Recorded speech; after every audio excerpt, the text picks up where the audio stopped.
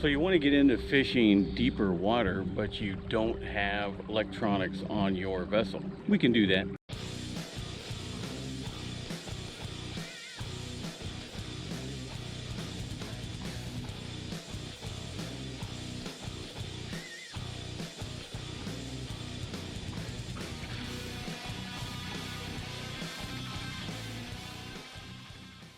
So the most intimidating part about fishing deeper water, especially if you don't have electronics, is the fact that you can no longer see your targets. You no longer have a visual target to throw at. That's intimidating for a lot of guys, but it really shouldn't be. The two easiest ways to fish deeper water without electronics, and you have two options that are fairly viable, and it's honestly the way I learned and the way I got started in fishing and stuff.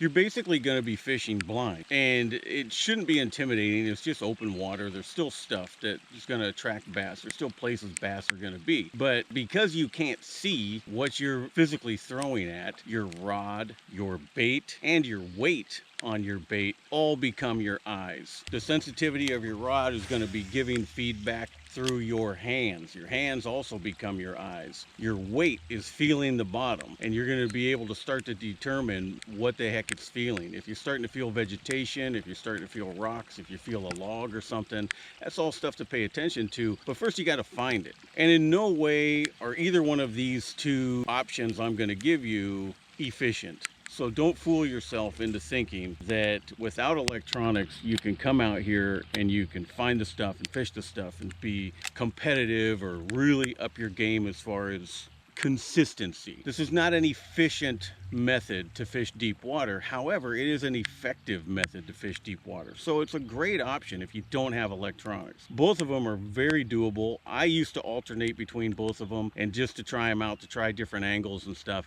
They definitely work. Having success doing both of these is what got me to finally decide I got to get electronics because I can be more efficient with my time. That's all it means. All this stuff does is it just allows you to be more efficient with your time. If you're not concerned about that, you're just out fun fishing, both of these two options I'm going to give you will work. So let's dig into both of them. Okay, option number one is you're lined up to fish docks like you normally would. I can make a cast, I can hit almost shore, I can hit towards the end of that dock, and I can fish this dock. So option number one is simply turn around. Congratulations, you've accessed deeper water. The disadvantage to this method is I've been on the boat where I've been sitting in 20 feet of water, and behind me that cast would be in about 80 feet of water. So you don't have the ability to really tell that. One of the benefits is you're fishing from deep to shallow, so you're bringing your bait uphill basically, which is an angle the fish aren't used to seeing it. So that can be effective. Also in this method, if you're fishing a crankbait or something that dives, some type of a diving bait, and it's going to be coming back, all of a sudden it's going to start to bury into the bottom. You have to choose your baits a little different, but it's still an effective way to do this. So option number two, and honestly the way I started fishing deeper water back in my youth, before I ever had electronics, is this method. So you're lined up where you can fish the dock like we just did. Turn around and you make that same cast. Go to where your bait just hit.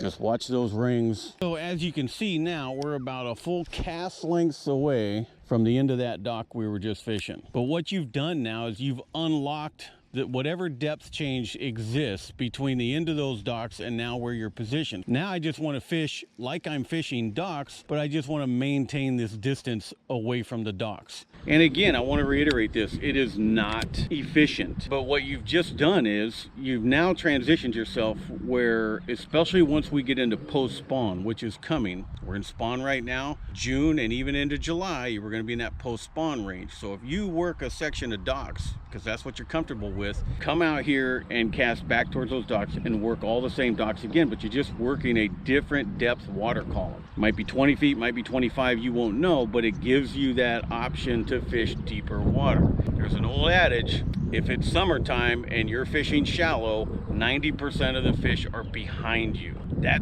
holds a lot of truth to it. Once we get post-spawn, a lot of these fish are going to scatter. You're going to have fish that stay shallow, especially if there's vegetation present. You're going to have fish that are just kind of meandering around on kind of some isolated 10 to 15 foot cover and outside weed edges. You're gonna have fish that have gone deep. They're like, we're done, and we're gonna get out where the bait is. We're gonna get out in the depths, and we're just gonna stay there. And this is largemouth. I'm speaking specifically about largemouth. But what you still want to do is you still want to go through your bait progressions. You still want to be using search baits. You still want to be going through that process of, I'm gonna fish the water column down. If you have baits that can hit the bottom, like a Texas rig, a Carolina rig, a jig, you can get stuff on the bottom and work it all the way back to the boat. And you can kind of start to get a feel how deep of water you're in. You can also get a feel for what's down there. Again, your hands, the sensitivity of your rod, the weight, or your bait itself is going to be your eyes. It's all going to be done through feel, but you'll start to notice the difference between it just feels normal and then all of a sudden you're getting feedback, that tap tap tap, and you're on rocks, or you feel something thud down there. The only thing that could be is typically a log. Now you've got yourself in a position where, okay, in front of this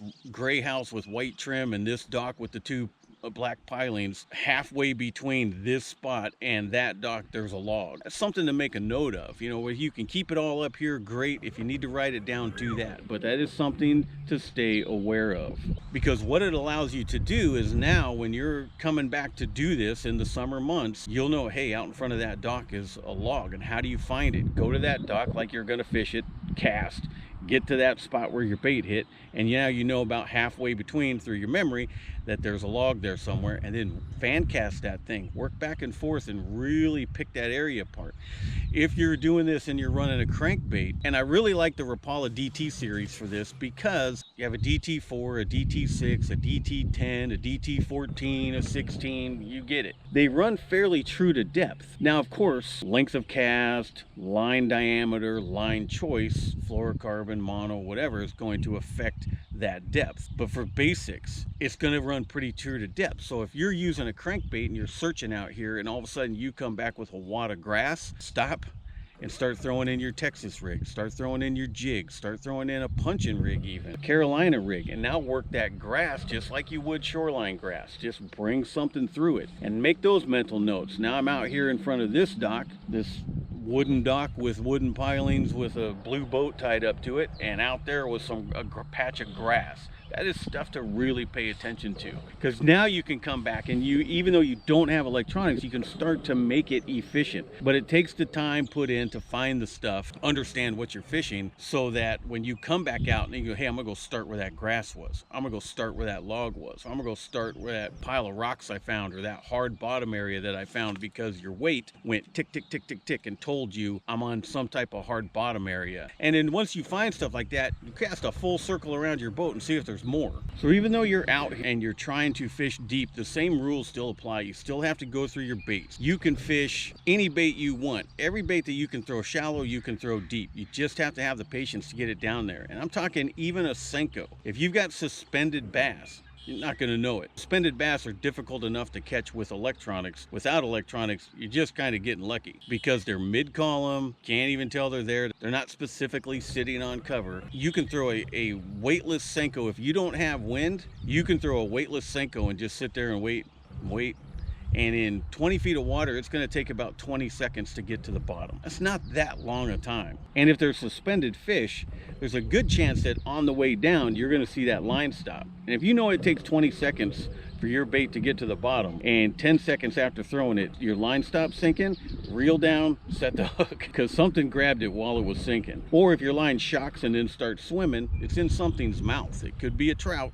I'm not gonna lie, once you get out here, you will encounter more trout. It's just something to try. It's a way for you with $0 to fish deeper water, and it's effective. I did this for a couple of years before finally I said, all right, I gotta put a graph on my boat so I can just look down and go, oh, I'm in 10 feet of water, oh, I'm in 15 feet. The underwater structural features, you'll never notice if you're doing this blindly. And that's the biggest difference. If I'm cruising along down this row of docks, the water can go from 5 to 10 to 20, back up to 10, 5. And anywhere it's making that change in depth, it's extending out as well. So it's making structural features under the water. You've got a shallow point that you can't see because it's covered in water, but it comes out and now it terminates out here, maybe another cast length out, and now it drops off. You'll never know that without electronics. There are some mobile phone apps that you can download that will show you structural features. But again, and you're gonna have to be out there with your phone trying to line up in some way how. There's ways to do it on the cheap. Phone apps help quite a lot, but good old-fashioned trial and error will teach you so much more. So the process and how it unfolds is completely up to you as an angler, but this is just a quick, easy way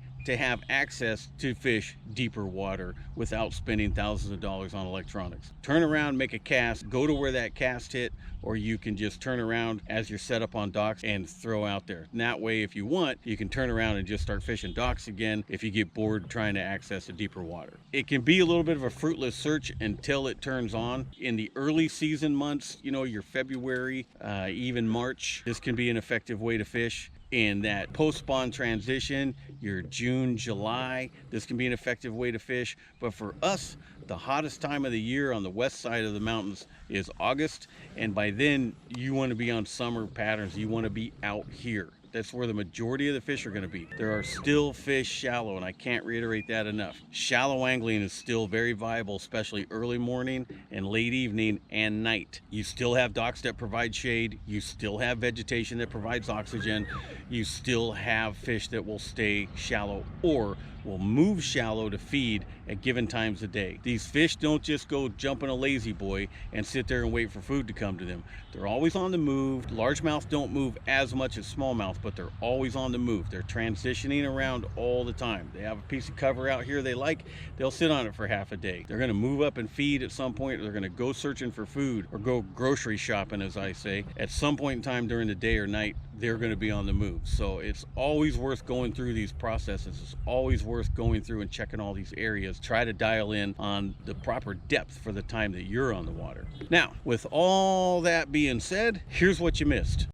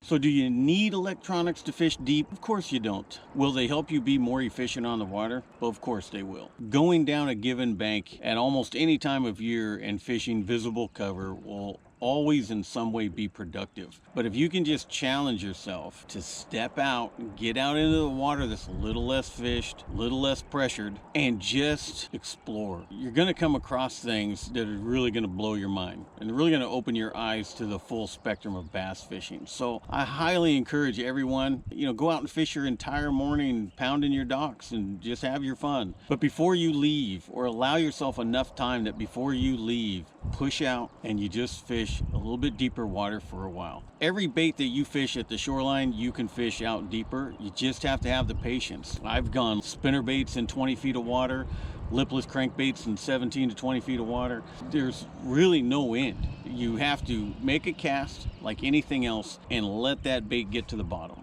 Once it's there, start your retrieve. You're just slowing your cadence down enough to allow that bait to stay down there. If you're casting deep and fishing shallow, it's easier to do because as the water gets shallower, your bait's maintaining contact with the bottom. Some of the swim baits and spinner baits and things like that, it wants to rise up, so you really have to slow your cadence down to allow that bait to maintain bottom contact or stay at least close to the bottom. Again, if fish are suspended, there's no way you can tell fish are suspended unless you just accidentally catch one mid-water column and you put it together. Throw Senkos around out there. Throw a Senko with a jig head for a weight and just let it sink a little bit faster, you know, like a wacky style, but you're using a small jig head to make it go down a little bit quicker. Experiment and play around. That's what this whole thing's about, man. It's just getting out here and trying stuff and pushing yourself and trying to figure it out different ways and different areas and different times a day even to catch these fish. I never worry about getting up first thing in the morning in the summer